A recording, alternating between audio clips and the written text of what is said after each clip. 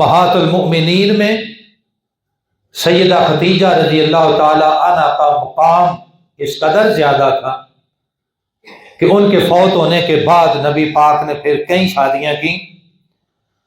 مگر ہمیشہ خدیجہ رضی اللہ تعالی عنہ کا ذکر ان کی وفات کے بعد بھی کیا کرتے تھے۔ تو خیر،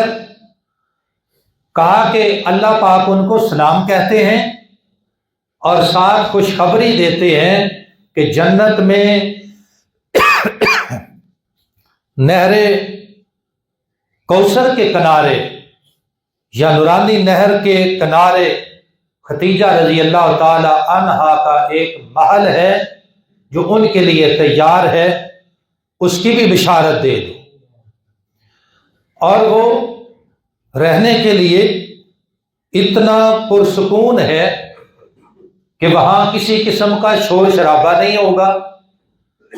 اور وہاں کسی قسم کی تھکاوٹ بھی نہیں ہوگی، وہاں کسی قسم کی گھٹن بھی نہیں ہوگی، اور ہر طرح سے صاف شفاف بھی ہوگا۔ ایسے گھر کی بشارت دے دو سیدہ خدیجہ رضی اللہ تعالی عنہ۔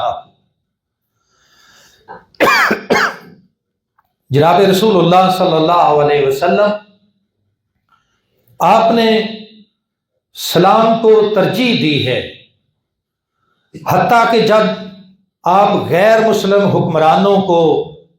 اسلام کی دعوت دیتے تھے، سیدنا ابو سفیان رضی اللہ تعالیٰ عنہ کہتے ہیں کہ جب رسول اللہ صلی اللہ علیہ وسلم نے روم کے بادشاہ ہرقل